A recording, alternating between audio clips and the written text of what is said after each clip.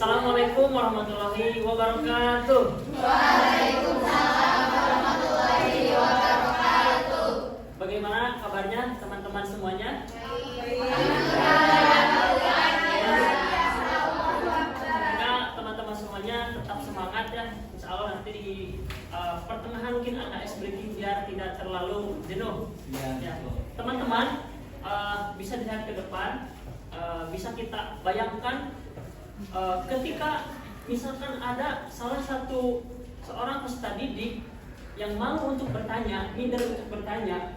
Nah, akan tetapi kita sebagai seorang guru ngasih pujian sederhana dan tiba-tiba si anak tersebut menjadi semangat dalam belajar. Nah, itu adalah salah satu keterampilan memberi penguatan.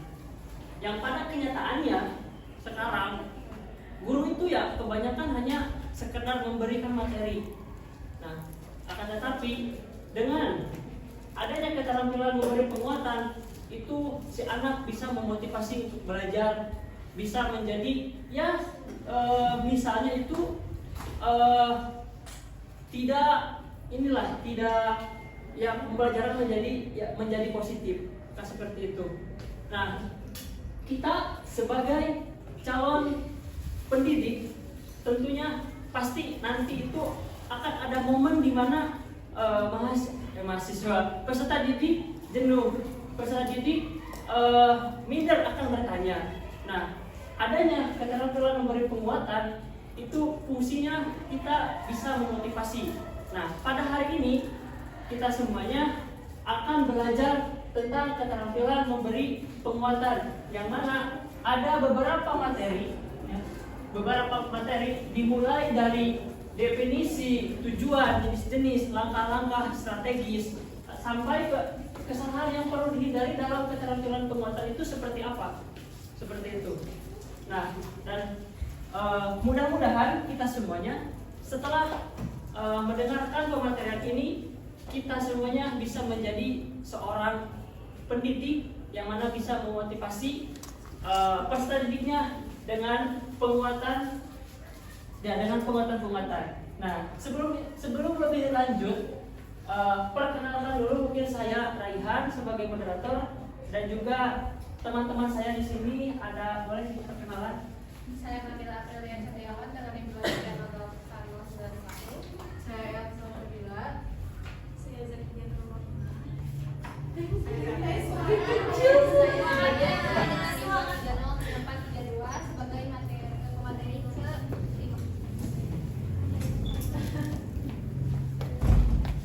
Oke, mari kita mulai biar lebih berkah ya. Mari kita mulai dengan basmalah bersama-sama. Bismillahirrahmanirrahim. Langsung saja ke presentator yang pertama, yaitu ada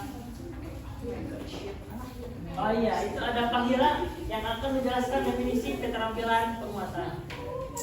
Terima kasih moderator atas kesempatannya. Mohon izin Ibu Bapak dan teman-teman. Nah, sebelum kita lebih lanjut gitu ya, mengupas lebih lanjut terkait dari keterampilan memberi penguatan, kita akan mengenal terlebih dahulu definisi dari memberi penguatan.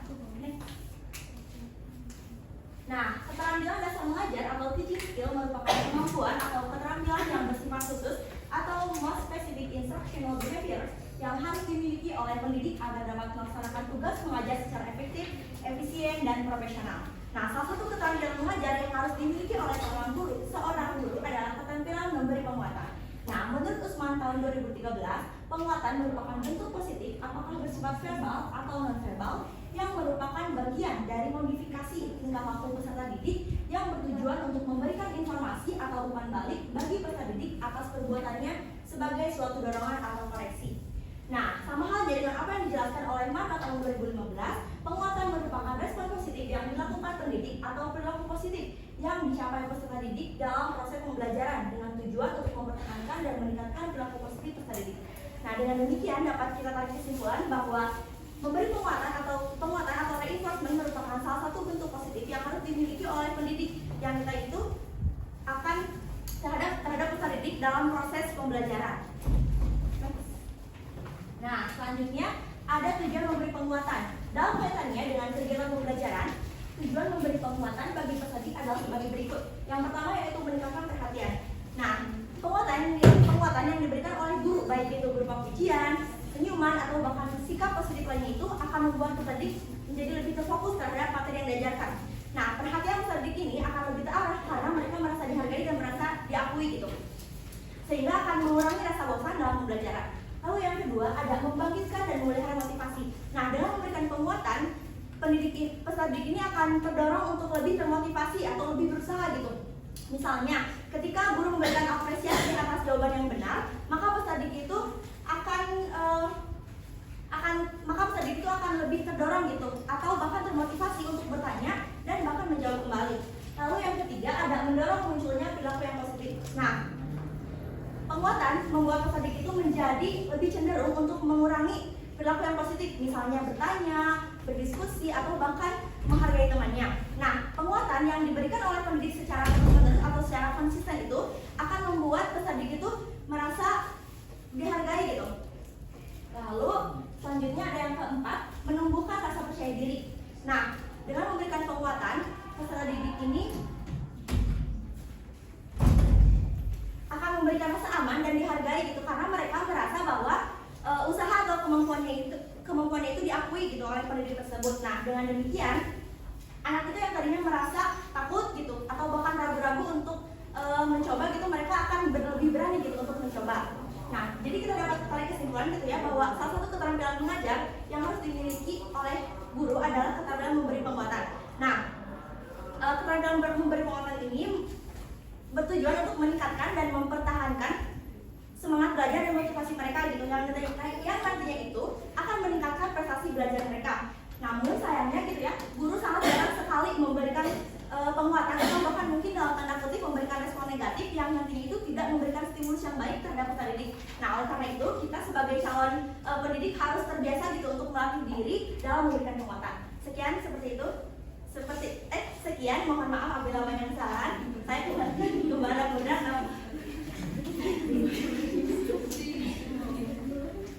Baik, terima kasih kepada Pak Hira yang telah menjelaskan. Kita lanjut ke presentator yang kedua, yaitu ada Jakia yang akan menjelaskan tentang jenis-jenis penguatan di Silsa.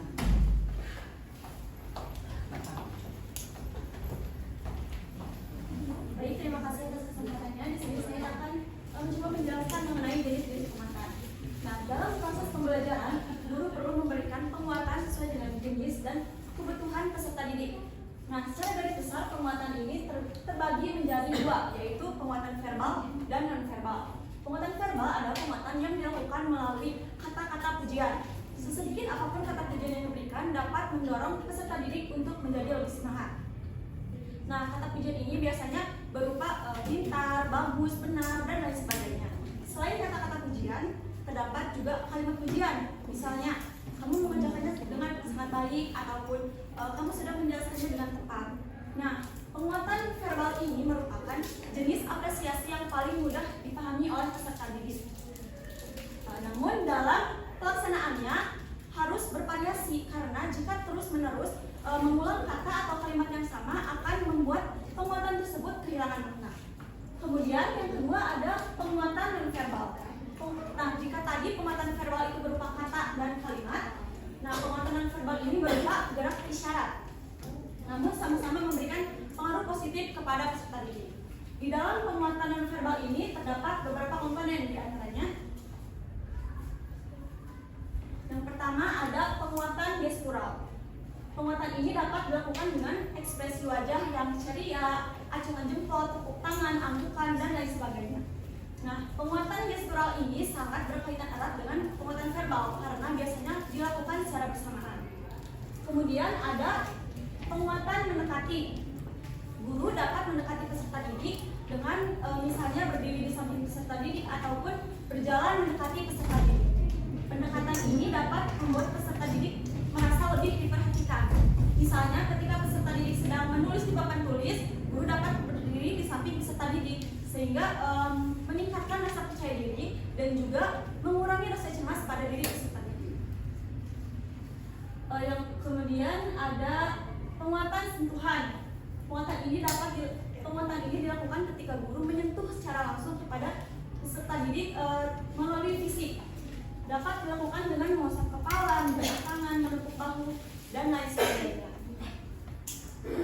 Nah, namun di dalam menerapkan penguatan ini perlu memperhatikan faktor-faktor diantaranya yaitu budaya, usia, jenis kelamin, kemudian kenyamanan, dan latar belakang peserta didik.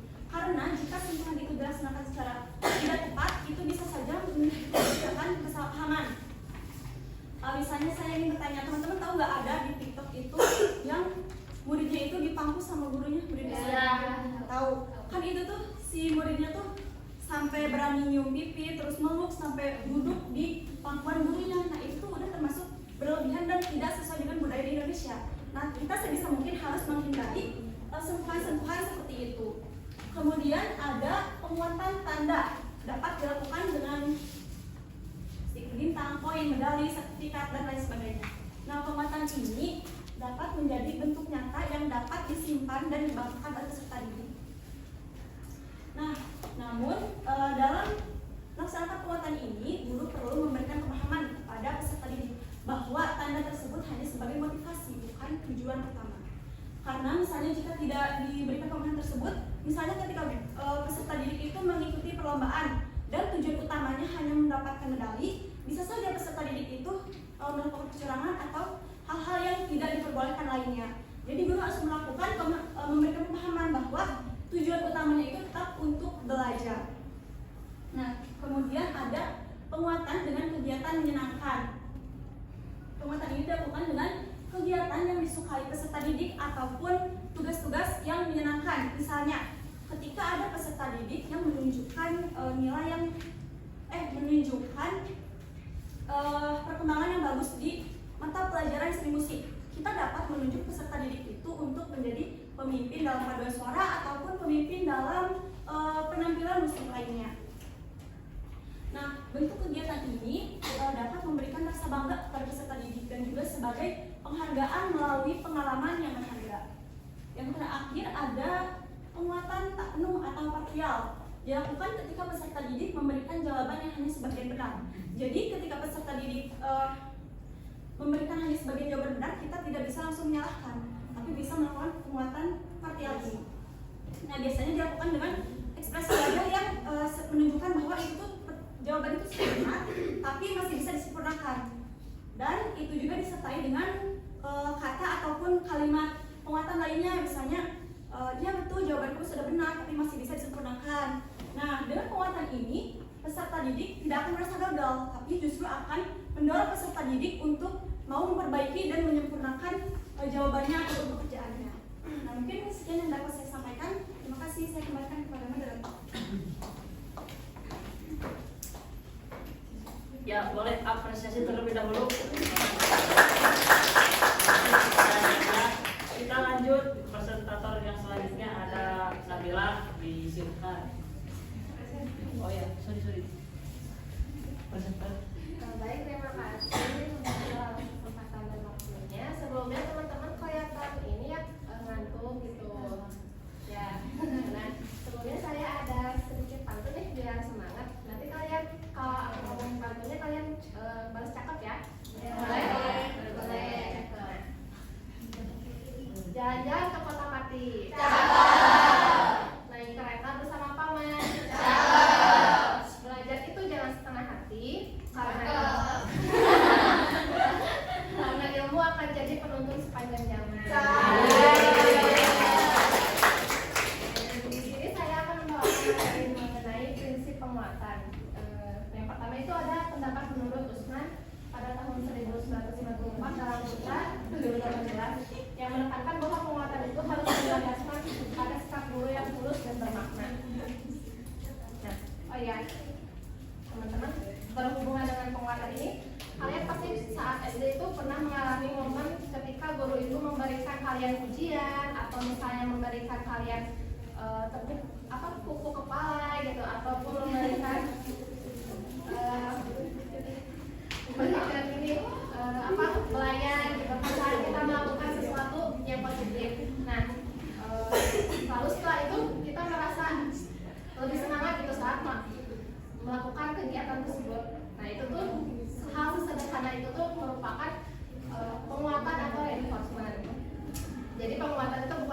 sekedar bilang ih bagus banget atau ih keren banget, tapi lebih banyak juga seperti tadi yang dijelaskan oleh Teh ada verbal dan non verbalnya. Nah, jadi intinya itu penguatan atau reinforcement itu sebagai strategi pendidikan yang berfungsi untuk memotivasi siswa, membuka rasa percaya diri, dan membangun suasana kelas yang lebih positif. Lalu teman-teman kita bayangin deh kelas itu sebagai sebuah taman. Di taman itu ada apa aja? Apalagi kupu-kupu. Nah, kita bicarakan sesuatu yang bisa tumbuh gitu. Misalnya pohon. Pohon kan bisa tumbuh ya tanpa adanya pupuk. Tuh. Tapi kalau adanya pohon itu diberikan pupuk sedari kecil, maka apa yang akan terjadi? Tumbuhnya lebih sehat, subur, apalagi cepat, kuat ya. Nah itu sama halnya seperti siswa, jika siswa sedari awal itu diberikan penguatan yang tepat, maka akan menumbuhkan motivasi siswa dan memberikan apa ya seperti dorongan agar siswa itu semangat untuk belajar. Nah, lalu menurut Usman itu ada 3 prinsip utama yang dia kemukakan. Yang pertama itu ada kehangatan dan keantusiasan. Guru itu menunjukkan sikap ramah, antusias, dan penuh perhatian melalui ekspresi nada suara serta bahasa tubuh. Nah, ini itu sangat sesuai ya.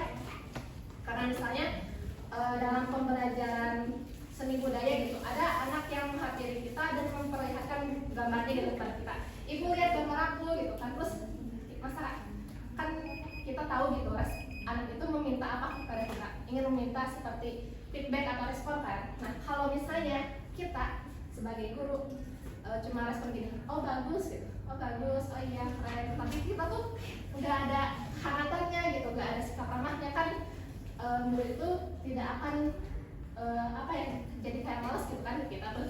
Nah jadi kita jika mengetahui bahwa anak itu ingin apa dari kita harus meresponnya itu dengan kehangatan dan keantusiasan. Kalau ada yang seperti itu lagi mungkin bisa, walaupun kita ada pekerjaan gitu ya, administrasi di kelas, tapi kita bisa simpan dulu lalu mengapresiasi anaknya atau memberikan penguatan kepada anaknya, walaupun hanya dengan kata-kata ih bagus sekali, gambarnya detail sekali, itu akan memberikan motivasi lebih lanjut kepada anaknya untuk lebih baik lagi.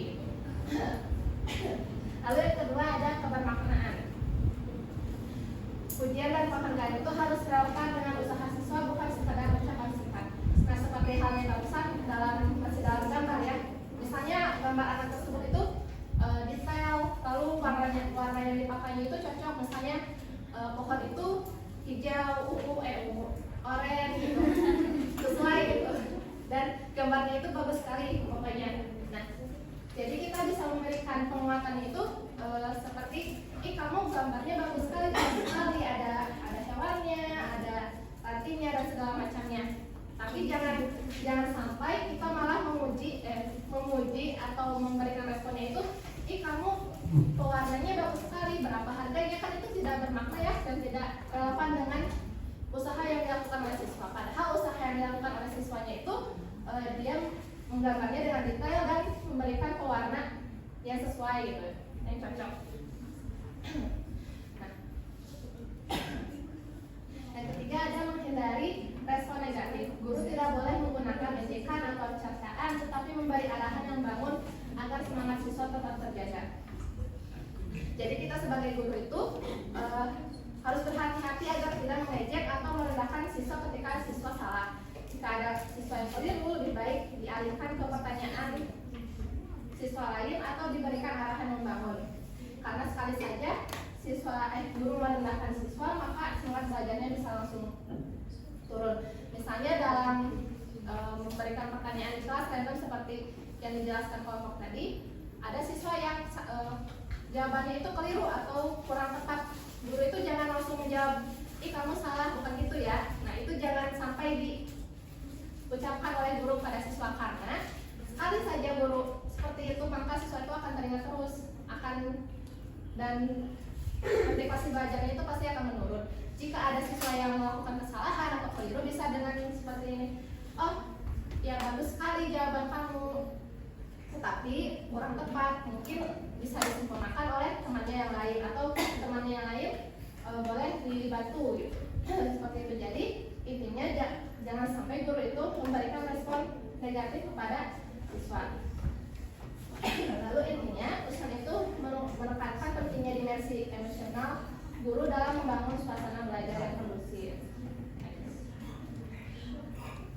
Lalu selanjutnya ada pendapat menurut Winata Putra 2005 dalam Anilita 2019 sejalan dengan Usman, namun menambahkan aspek teknis yang lebih praktis.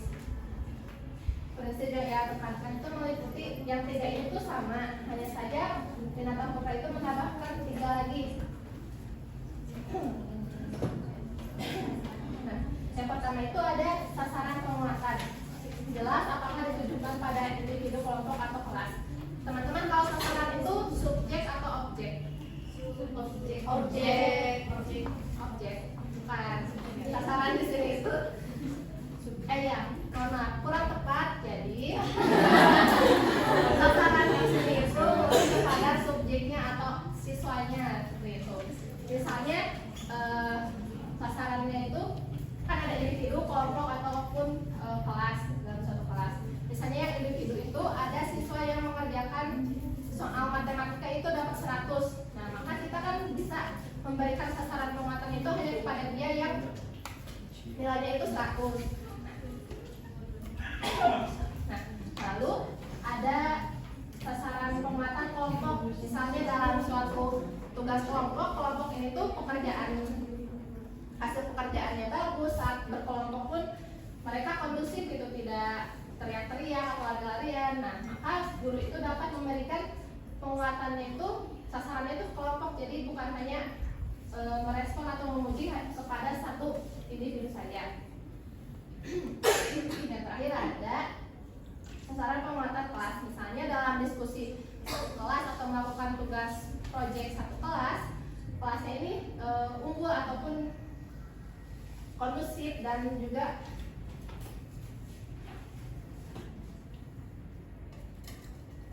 aktif. Misalnya dalam diskusi tidak ada satu siswa yang diam saja gitu, maka guru itu dapat memberikan penguatan langsung kepada seluruh kelas. Lalu ada juga ketepatan waktu, diberikan segera setelah siswa menunjukkan perilaku positif. Nah, artinya itu jika siswa melakukan sesuatu, misalnya tadi yang menjawab syarat matematika itu 100 gitu. Jika ulangan itu misalnya dilaksanakan pada hari Senin, tapi kita memberikan penguatan yaitu pada hari Sabtunya atau hari Jumatnya, kan sudah tidak bermakna ya, karena waktunya itu sudah lewat gitu.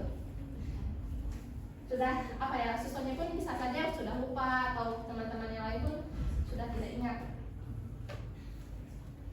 Ibaratnya itu kayak seperti makan obat, itu kan harus tepat waktu ya agar khasiatnya terasa. Yang terakhir ada variasi bentuk penguatan.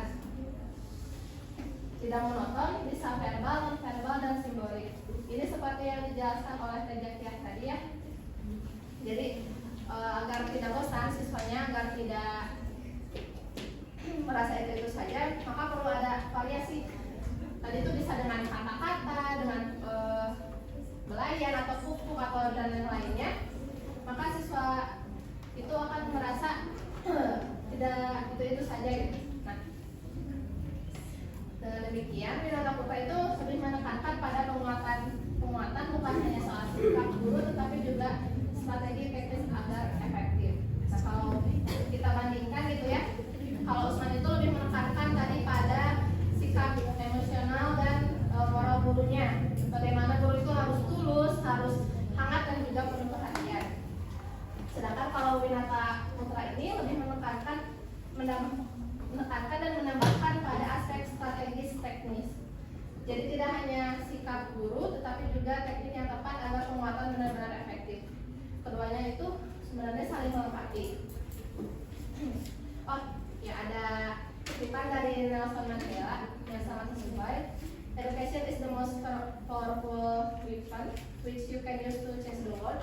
Jadi senjata itu Jadi poin di sini itu penguatan tidak hanya akan efektif itu jika guru mampu menggunakannya dengan tepat. Salah satunya dengan cara memberi penguatan yang membangun bagi peserta didik. Nah, demikian ya. Saya tutup lagi dengan pantun boleh? Boleh.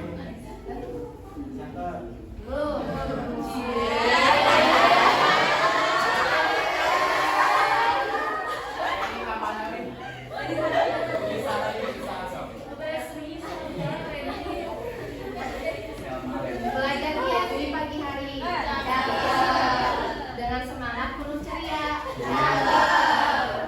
Penguatan guru bukan sekedar apresiasi, tapi kunci tumbuhnya motivasi siswa. Semoga ilmu yang saya sampaikan dapat berguna di kemudian hari. Terima kasih. Ya, boleh kita kasih apresiasi terlebih dahulu. Baik, teman-teman masih pada semangat? Kalau masih semangat, kita lanjutkan ya. Lanjut ke presenter selanjutnya, yaitu ada Elsa. Kepadanya disilakan. Baik, terima kasih atas kesempatannya, Kak Rehan. Oke, di sini teman-teman, saya akan menjelaskan fungsi keterampilan penguatan. Tadi telah dijelaskan oleh Rizkia mengenai jenis-jenis keterampilan penguatan. Nah, saat ini kita akan mempelajari fungsi dari jenis-jenis tersebut, gitu kan. Nah, fungsi dari keterampilan penguatan ini ada dua fungsi secara fungsinya gitu ya. Yang pertama ada fungsi penguatan verbal, yang kedua ada fungsi penguatan non-verbal. Masing-masing fungsi ini tentunya memiliki ciri khas dan juga manfaatnya masing-masing. Tentunya sejalan dengan tujuan untuk menciptakan pembelajaran yang lebih efektif seperti itu. Nah, yang pertama ada fungsi penguatan verbal, di mana fungsi penguatan verbal ini ada fungsi ekspresif, fungsi direktif, fungsi representatif, dan fungsi komisif. Kemudian untuk fungsi penguatan verbal itu ada melengkapi pesan verbal, menekankan pesan verbal, dan fungsi deklarasi. Oke, untuk mengetahui lebih lanjut kita bahas satu persatu. Boleh di next? Yang pertama ada fungsi penguatan verbal. Seperti pada penamaannya yaitu penguatan verbal. Otomatis penguatan verbal ini dilakukan oleh guru melalui ucapan ya teman-teman. Jadi fungsi penguatan verbal ini adalah perilaku verbal guru dalam memberikan penguatan kepada peserta didik untuk menciptakan suasana belajar yang positif seperti itu. Untuk fungsi penguatan verbal yang pertama ada fungsi ekspresif. Berdasarkan penamaannya yaitu ekspresif, jadi guru ini menciptakan atau menggambarkan ekspresi dari penguatan si guru itu sendiri, di mana berkaitan dengan penyampaian perasaan atau sikap positif guru terhadap capaian peserta didik. Nah, fungsi penguatan ekspresif ini dapat berupa penghargaan, kemudian empati yang diberikan oleh guru melalui ekspresinya secara langsung. Jadi verbalnya ini, ucapannya ini dibarengi dengan ekspresi yang mendukung guru untuk memberikan penguatan kepada peserta didik. Selanjutnya ada fungsi direktif, yaitu ditujukan untuk mempengaruhi perilaku peserta didik agar sesuai dengan arah yang diinginkan dalam proses pembelajaran seperti itu. Nah, guru ini bisa memberikan arahan, kemudian memberikan tindakan yang tepat atau mengarahkan agar peserta didik ini tetap konsisten di dalam jalur yang diinginkan. Jadi agar nantinya si peserta didik tidak menyeleweng gitu. Jadi guru ini harus tetap memberikan penguatan secara direktif agar nantinya peserta didik ini tetap berada dalam jalan yang benar seperti itu. Kemudian yang ketiga ada fungsi representatif, di mana guru menyampaikan pernyataan yang sesuai dengan kenyataan mengenai hasil atau usaha peserta didik. Jadi representatif ini guru memberikan penguatan secara verbal, di mana misalkan si peserta didik ini sudah menyelesaikan usahanya gitu, atau sudah mengerjakan tugas dengan baik gitu. Nah, guru ini bisa memvalidasi hasil usahanya, hasil usaha peserta didik, agar peserta didik ini merasa dihargai gitu, agar peserta didik ini merasa bahwa dirinya itu berharga. Jadi validasi ini perlu dilakukan sebagai salah satu tujuan tujuan dari penguatan verbal. Yang keempat ada fungsi komisif, di mana pernyataan guru yang mengandung janji atau komitmen terhadap peserta didik.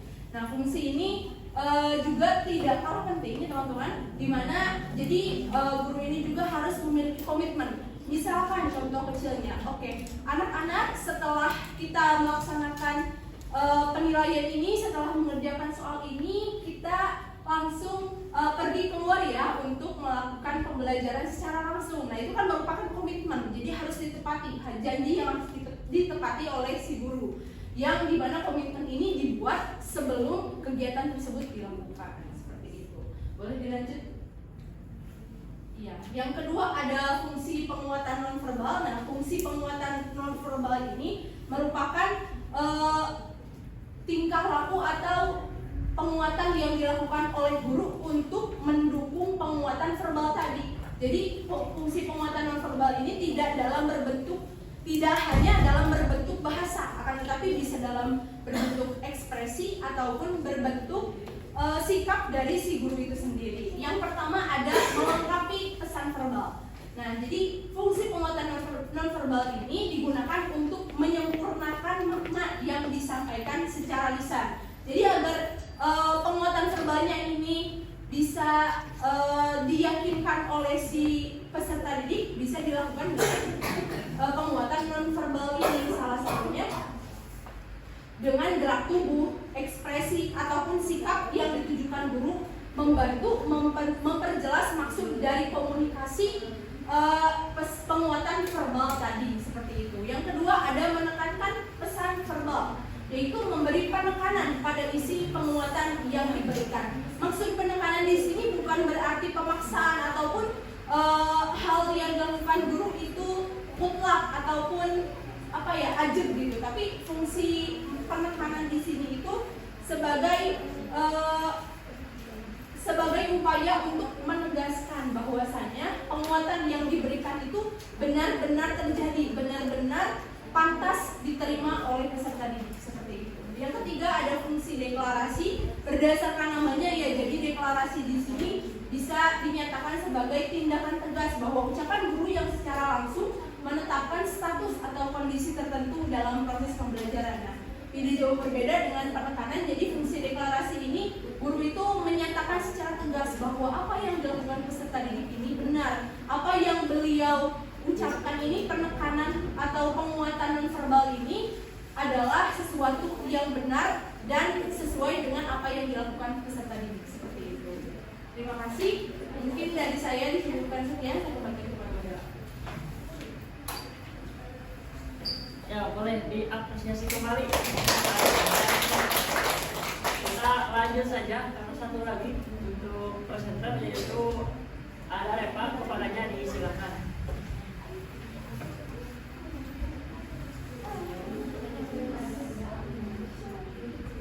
Baik, sebelumnya terima kasih kepada moderator yang telah memberikan saya kesempatan untuk melanjutkan presentasi pada kesempatan kali ini.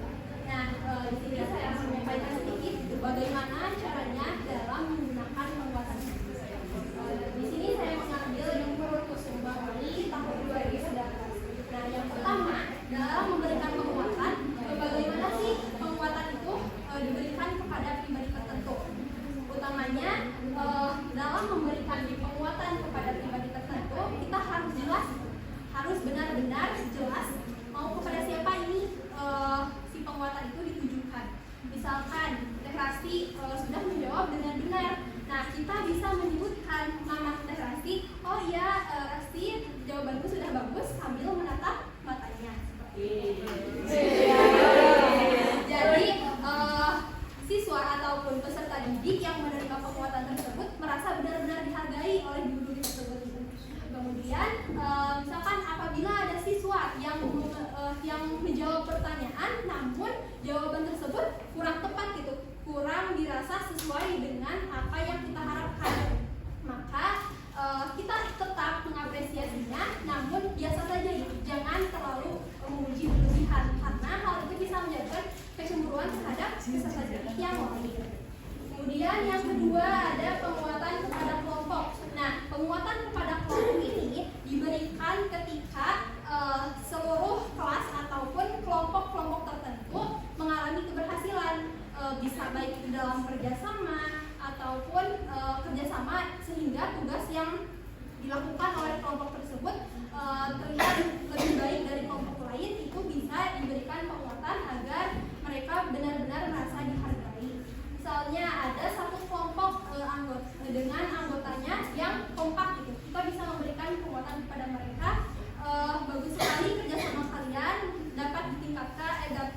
menjadi contoh bagi teman-teman atau kelompok yang lain.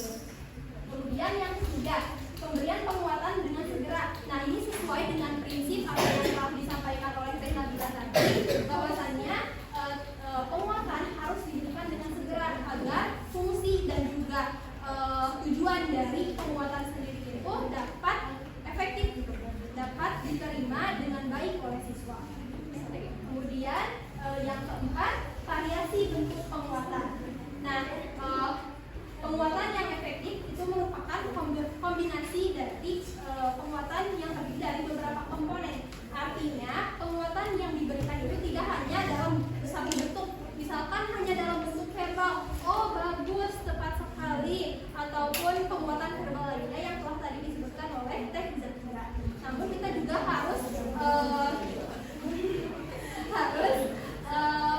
mengkolaborasikannya gitu dengan bentuk-bentuk penguatan yang lain seperti memberikan gestur yang baik, hangat, kemudian itu hangat harus tetap diberikan ya dalam setiap memberikan penguatan. Jempol, tangan tangan, atau mendekati peserta didik, sentuhan dan penguatan-penguatan yang lainnya. Okay. Nah, di sini ada kesalahan yang perlu dihindari. Sebenarnya untuk kesalahan yang perlu dihindari ini merupakan kebalikan dari prinsip yang telah disampaikan oleh Teh Nabila. Namun ini hanya penekanan gitu, bahwasannya ada beberapa hal yang tidak boleh dilakukan oleh guru saat memberikan penguatan. Yang pertama, penguatan yang tidak tulus. Artinya penguatan itu seolah dibuat-buat, mengada-ngada dan dilebih-lebihkan. Jadi harus sesuai dengan apa yang diterima oleh guru ketika siswa memberikan jawaban atau apapun itu. Yang kedua, penguatan tidak bermakna atau tidak relevan. Nah, untuk penguatan tidak bermakna atau tidak relevan ini, ketika siswa guru memberikan apresiasi atau penguatan jawaban yang tidak sesuai dengan realita gitu. Jadi misalkan guru THT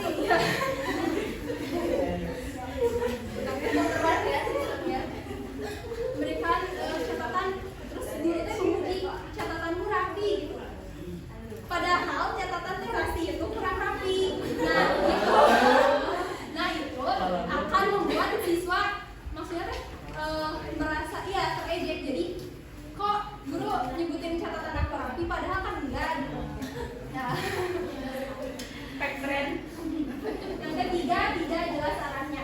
Maksud tidak jelas arahnya di sini adalah tadi penguatan itu harus ditujukan, misalkan yang jawab Ferry ya, maka penguatan juga harus ditujukan kepada Ferry agar Ferry merasa dihargai, tidak misalkan benar-benar fokus kepada satu orang yang menjawab. Adapun penguatan juga sebenarnya bisa dilakukan kepada seluruh kelas seperti yang disampaikan sebelumnya. Kemudian monoton dan variasi seperti disebutkan, karena apabila penguatan diberikan tanpa adanya variasi itu akan membuat siswa bosan dan kehilangan makna. Yang kelima, terlambat atau ditunda. Nah, ini masih berhubungan dengan yang tadi. Dan yang keenam, tidak mempertimbangkan konteks siswa.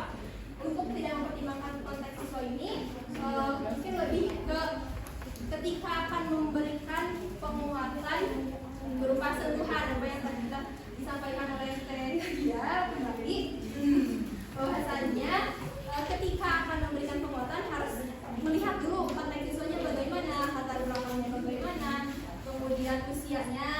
Nah, beberapa hal tersebut harus menjadi pertimbangan bagi pendidik. Mungkin sekian yang dapat saya sampaikan. Saya kembalikan kepada moderator. Terima kasih.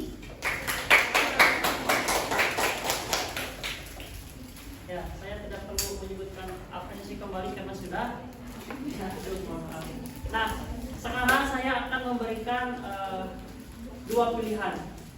Pilihan pertama, apakah mau es breaking terlebih dahulu atau mau cepat pulang?